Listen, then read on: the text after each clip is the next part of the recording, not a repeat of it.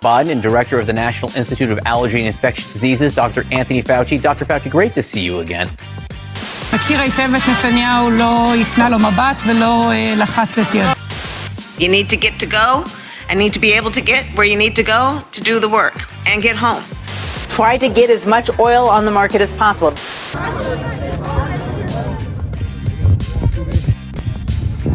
Come on, man. Dr. Fauci is back, ladies and gentlemen. Joe Biden and Handshake-gate, which might be the dumbest story, but actually kind of important. Kamala Harris explains things to us again. The Biden administration is in the Middle East begging Saudi Arabia for oil, and homelessness in San Francisco. Viral video shows just how bad it is. All that and more coming up on this episode of Daily Caller Live. My name is Jobob. Thanks so much for tuning in. Daily Caller Live starts right now. 2, 1. Here we go. Might be the only brown guy on earth named Jobob. That is actually her name, Jobob. Live from the dingy bunker, completely cut off from the outside world, except for you fine folks. My name is Jobob. This is Daily Caller Live. Thanks so much for tuning in. On today, it is July 14th, the year of our Lord 2022. Welcome in. A lot of interesting stuff going on. First things first, and we'll get to this in like the second story we're talking about. Dr. Fauci is back on the scene. If you missed America's favorite, I don't want to say liar, but maybe some of you will call him that. If you missed him, Dr. Fauci was back on CNN last night talking about the COVIDs. But before that, I want to get to possibly the dumbest story that I think we will ever cover on this show that actually has some sort of an impact for some reason. Optics in politics is a huge deal. Whether or not somebody shakes someone's hand, whether you bow to a foreign leader, literally, not actually on the metaphorical bowing, but also the metaphorical bow. Optics plays a huge role in politics. And given the fact that optics are such a massive deal, the Biden administration was very, very careful about how they were going to proceed with the optics component of Biden's trip to the Middle East. Yesterday, like 36 hours ago, Joe Biden landed in Israel. Now, before he went to the Middle East on this 4-day excursion, maybe that's not the best term, excursion, the White House was talking about how Joe Biden will not be shaking hands. And the reason for that is because he's going to Saudi Arabia, who kills journalists, Jamal Khashoggi, all of that sort of stuff. Terrible, terrible regime over there. Biden is going to Saudi Arabia, a bad place to be and live, to beg for oil. Optics already don't look good. First things first, obviously the regime is bad, and the American journalists killed in Turkey, I believe, by the Saudis. Holy cow, that's terrible. And also, his party and the whole green, no fossil fuels things also looks bad that he's going to the Middle East to beg for more oil, which is, again, just an odd position that he's put himself in, but nevertheless, that's what it is. Anyways, to not make the optics of that worse, the White House came out before he left and said there will be no handshakes because of COVID, which obviously is not a real thing in terms of that's not what they're worried about at all. But at the same time, they can, I guess, technically justify it, given that Joe Biden is an ancient person and COVID tends to be more dangerous for older people. So they said no handshakes whatsoever on this entire Middle Eastern trip, so that they wouldn't have a photo with Joe Biden shaking hands with MBS or whoever he's going to shake hands with in Saudi Arabia. Because while the optics are already bad for him and his party, it would be even worse if he were to be friendly with them, even though, especially because he said he was going to snub them on the campaign trail. So that was the plan going in. Almost immediately, not even almost immediately, literally immediately, Joe Biden gets off the plane and does exactly what he was told not to do. If you haven't already, would really appreciate you clicking the little like or emoji reaction button. Really, really helps us out. Give us a comment. Let me know what you think. Could this have been expected that Joe Biden was going to completely derail from the instructions from his administration and shake everybody's hand? I don't know. Do you think that was predictable? So we'll play this clip. This is Joe Biden exiting Air Force One immediately and going to get in very close proximity, which he was told not to do because of the optics of it as it would play in Saudi Arabia. So he's walking down the stairs, also not looking at the stairs, by the way. Now he looks at the stairs, and then literally immediately fist bumps the first person and then gets in real close there. I don't know whether or not he actually shook hands or what he did specifically, but clearly getting so close that he could actually get the COVID if that was the real reason. But then this happened. This aired on Israeli TV.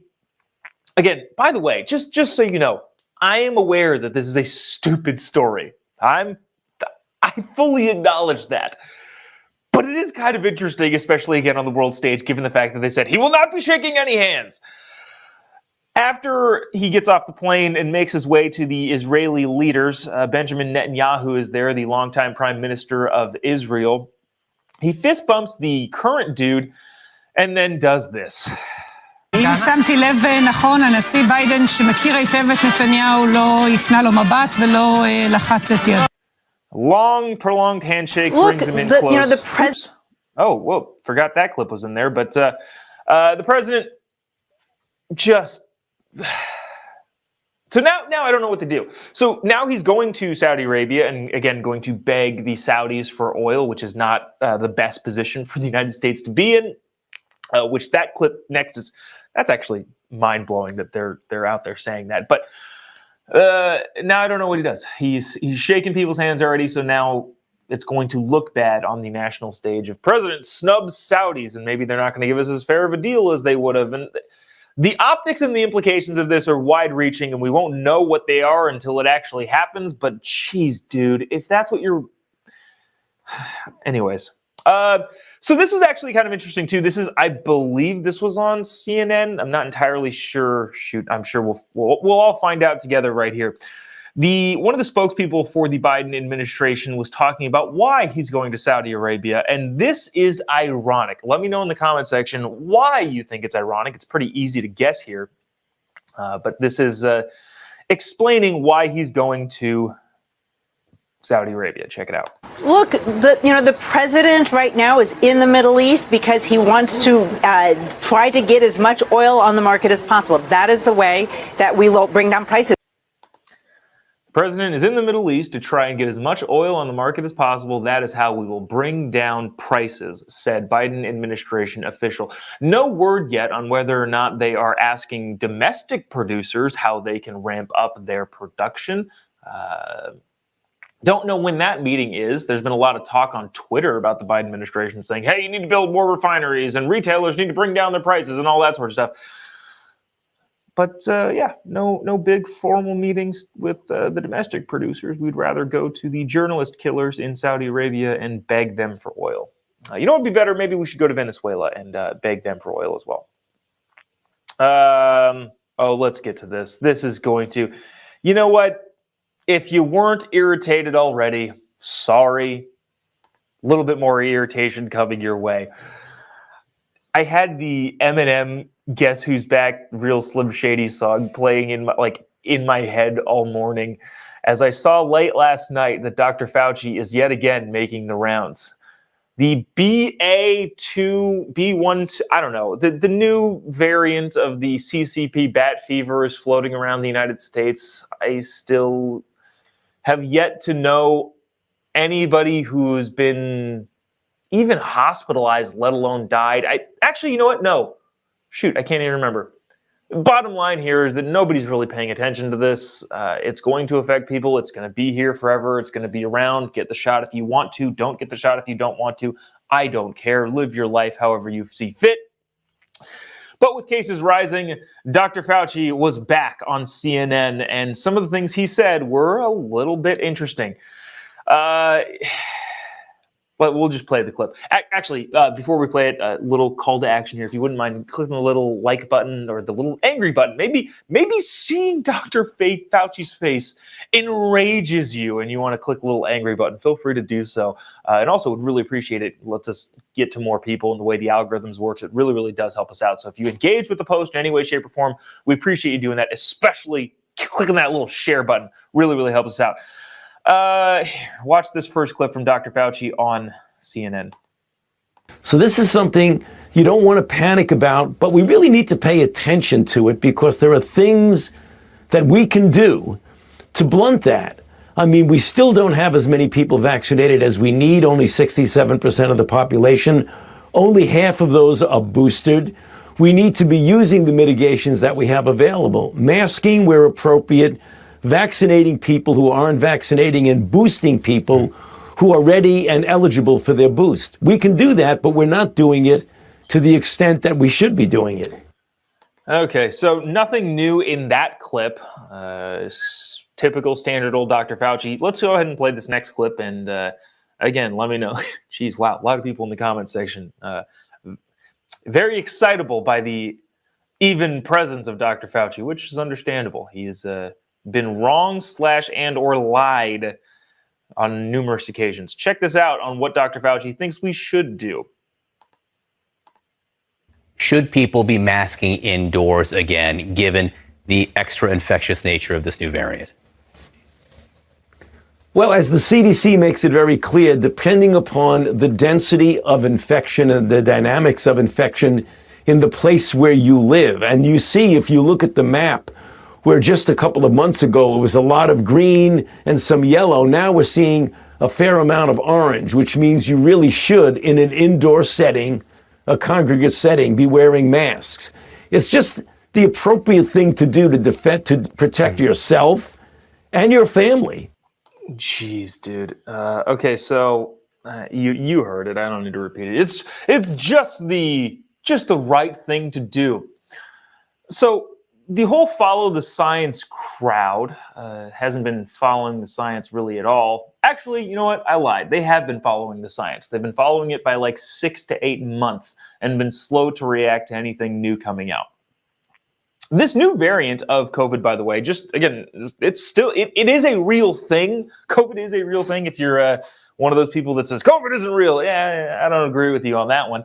But COVID is a real thing and is actually spreading and infecting Americans. But this particular variant makes the Omicron variant look non-transmissible at all. This thing spreads so quickly and so fast to anyone and everyone around you. Thankfully, I don't think we're seeing the spike in deaths that we saw, especially at the beginning of the pandemic. So that's a good thing. But having said that, yeah, the idea of wearing a mask at this point is less about being submissive to people who want to wear a mask, but more about, I ain't gonna do anything. You can wear 30 masks if you'd like. This thing is so spreadable to anyone and everyone. Again, thankfully not killing as many people, at least to my knowledge as of yet. But the thing is, this thing is so spreadable that it shouldn't really matter. You can wear one or not. You're not doing anybody any favors. At the beginning of the whole COVID thing, in terms of spreading your own virus out, they helped a marginal amount. I think we found out that they helped about 15%, which is not great. But nowadays, with this particularly contagious variant, not going to do you any good. But Dr. Fauci on there on CNN saying, do it for yourself. That's the other thing they don't understand either. Masks were never meant to help you. Unless you got a KN95 mask or an N95 mask, it ain't doing anything for you specifically. It's to stop your germs from spreading to other people. Again, following the science there with Dr. Fauci. So that is what it is. I want to get to this. This is Kamala Harris. Did I spell something wrong here? No, I didn't. Kamala Harris dumbing it down yet again. So this is one of the things that I feel like she's not great at, which is speaking, which is an odd thing for a politician to be not great at. But Kamala Harris gave a not press conference. She gave she gave remarks yesterday regarding inflation and public transportation. And here's what she said. She explained how people get to work. Watch this, and then we'll compare it to the last time Kamala Harris tried to dumb something down for the stupid American public. Check it out. Together, we are expanding access to transportation. Seems like maybe it's a small issue, it's a big issue. You need to get to go, and need to be able to get where you need to go to do the work and get home. So we have expanded access to transportation. So just in case you missed that, get a pencil, write this down.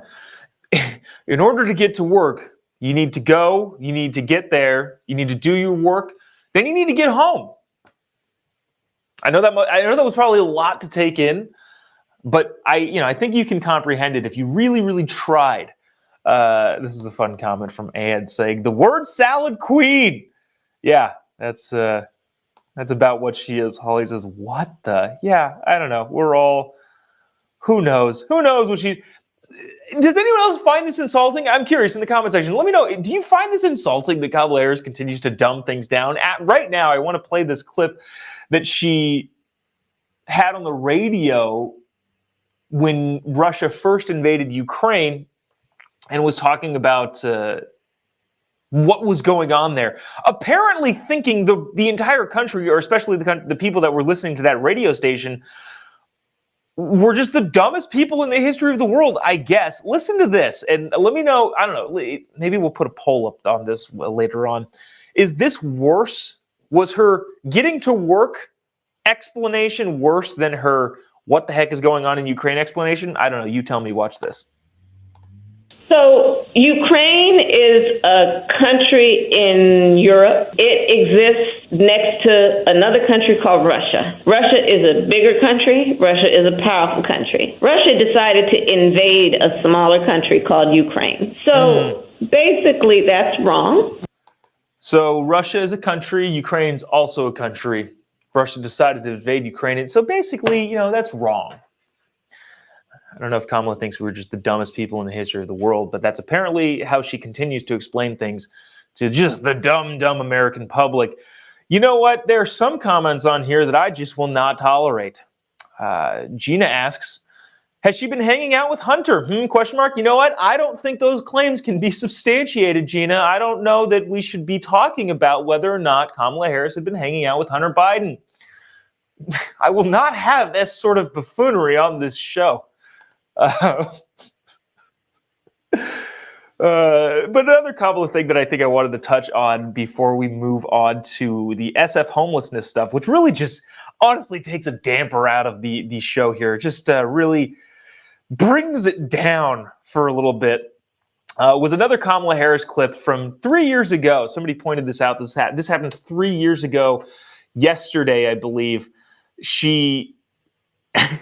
The comments are nuts right now. Just FYI. I can't even keep up. Hunter Biden is the smartest person she knows. Anyways, this is a clip from 3 years ago. Kamala Harris on the Charlemagne the God's show. I don't know what his actual... It's Breakfast Club. There we go. 3 years ago, Kamala Harris was denying that the election was legitimate in 2016. Remember how a lot of... a lot of people say that, well, the Republicans or conservatives are denying the election results. Hey, just so you know, just so we can all bring this up, this actually happened and came out of the mouth of the Vice President of the United States on a nationally syndicated talk radio show.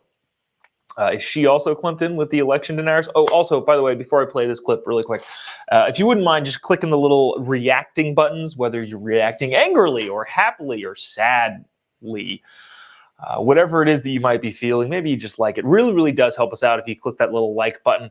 Also, give us a comment. Let us know what you're thinking. And click the little share button. Again, really, really does help us out the way that the Facebook algorithm works. It helps us get to more people and continue to do what we're doing each and every morning. So, yeah, that's really, really beneficial. Anyways, check this clip out. Kamala Harris 3 years ago denying that the election was legit, agreeing with the host on the radio show. Elections matter. When you win an election, you get to set the rules. How can you win with Russian interference, though? That's a real what I'm thing. scared about in 2020. But rightly. Because I think he's an illegitimate president that didn't really win. So how do you fight against that in 2020? You are absolutely right. So, again, as a member of the Senate Intelligence Committee, I will tell you that we should believe exactly what the intelligence community has told us, which is Russia did interfere in the election of the President of the United States in 2016. All right, so there's that. Charlemagne says he's an illegitimate president. That's That's what I think happened, Kamala. You're absolutely right. I absolutely agree. And the intelligence, the Adam Schiff's, the head of the Intelligence Committee in the House, what they're saying, which turned out entirely to be wrong. What they're saying, we have to believe that, says Kamala Harris. So anyways, just keep that in your back pocket. Anytime somebody says, hey, the elections are totally secure and definitely no cheating goes on at any point. And I'm not trying to make this a big old thing about the 2020 election. I'm just saying the ability to conceivably cheat an election is just as bad as actually cheating. I'll leave it at that. Kamala Harris, election denier. John, I did think, figured it out, though, in the comments section. I think he figured out why Kamala Harris is dumbing things down so dumbly. I don't know. It's been a rough morning. He explains exactly what I think is actually probably going on. I think he figured it out. John says, is she explaining things to Joe? Whoa. That's it. That's probably it. She's used to explaining things to the President of the United States in such a dumbed-down term that's why she believes the American people also need to hear it in that same dumbed-down term. That's some solid analysis, John. I appreciate you participating in this conversation. I want to bring this to a little more... I want to bring the show down. Because that's the way you keep viewers on and keep people engaged, is you bring it down. But at the same time, I think people need to be aware of what's happening in certain parts of the country, specifically in San Francisco, that is just getting overrun with homeless people. A lot of people call them bums and junkies. That's probably a fair term. I think the homeless people that had some out-of-the-blue medical bill hit them in the face and ended up losing their housing. I think we all feel bad for people in that situation. I would say that, 95% of the people you see on the streets are not those types of people. Those types of people are doing drugs and making life miserable for passersby. So when I say bums and junkies, I don't mean the people that again, got hit with something crazy and now they find themselves living in their car. Those people are not in plain sight shooting up drugs on the street. But anyways, this video got a ton of play over the weekend. This guy, I don't know if he's a dad, but this guy got off BART, I believe it's BART, the public transportation system in San Francisco, with a bunch of kids who had to walk through this crazy... It's not really an encampment. It's just like a hangout section for people shooting up drugs and all that jazz. Watch this. Hey, bye, kids. Y'all get home safe, okay? Y'all get home safe. My little partners out here, get home safe, all right? I'm sorry y'all gotta be going through and see all this shit. Okay. Get home safe. Get home safe. Jeez. Come on, man.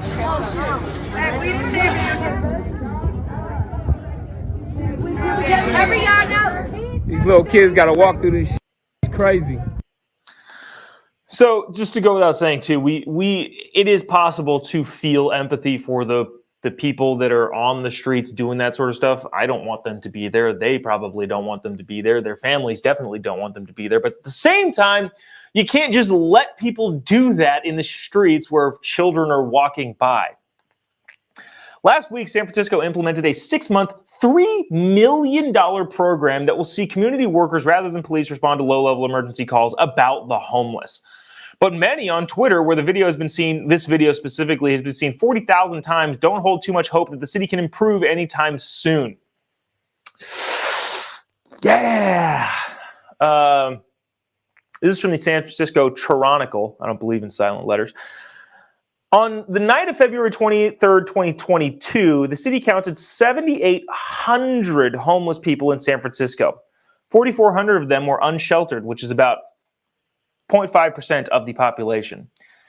It's an unusually high number for unsheltered homeless people for a large city in America. There are no official comparable data to 2022, but the numbers collected across the United States in 2019 show that among the nation's largest cities for which there is data, only LA had a higher rate of unsheltered homeless people.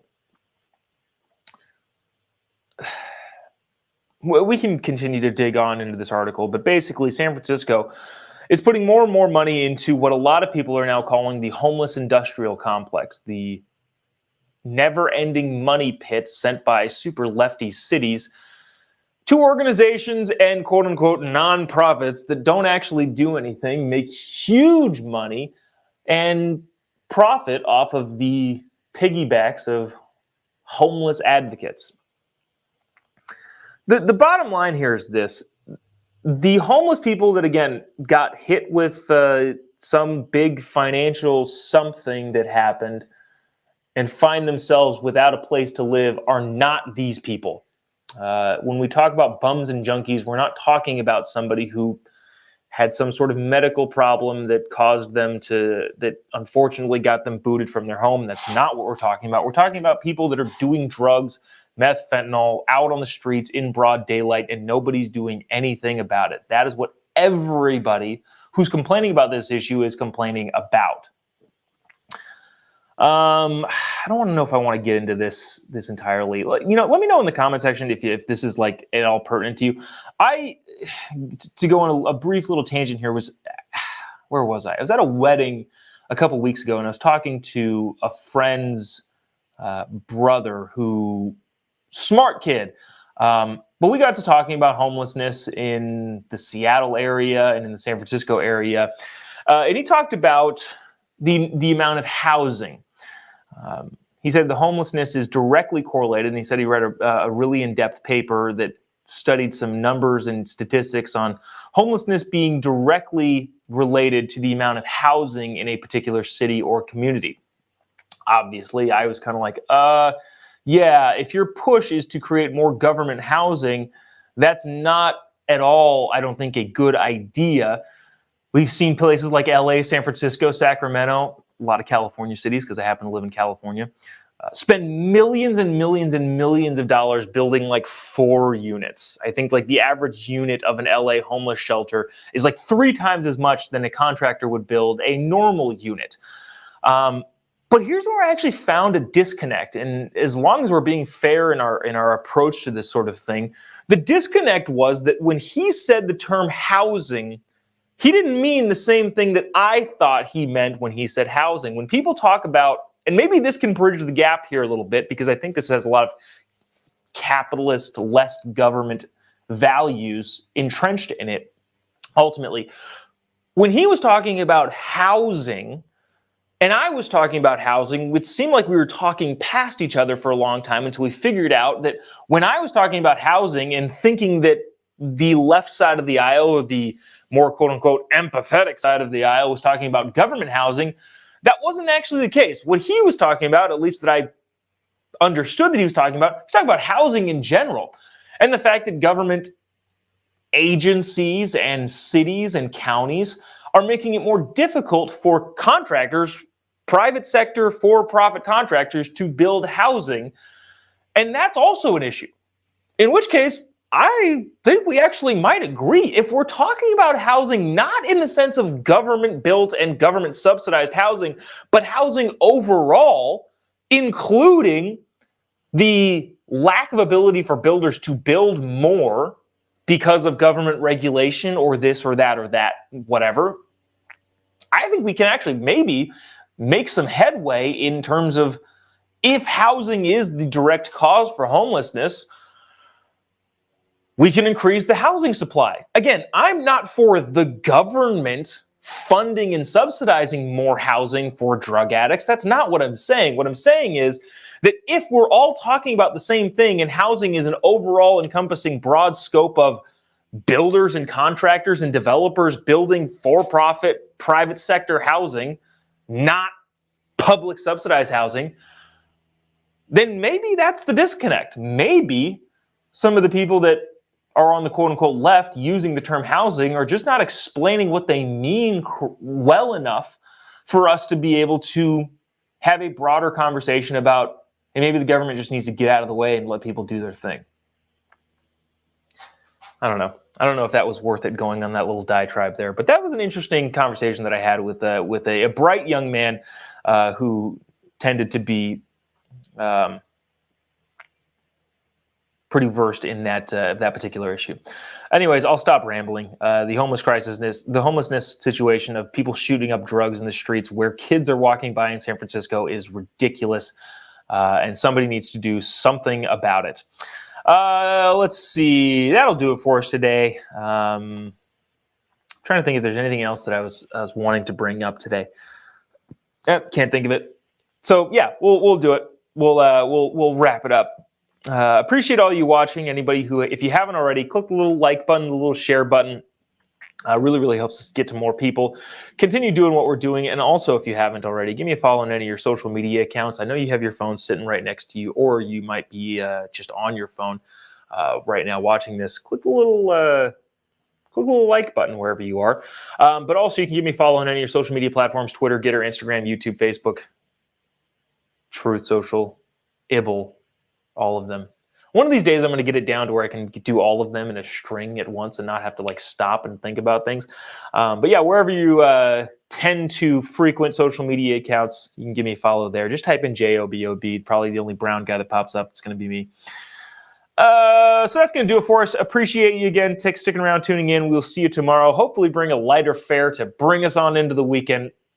But yeah, that'll do it for us. See you then. God bless America.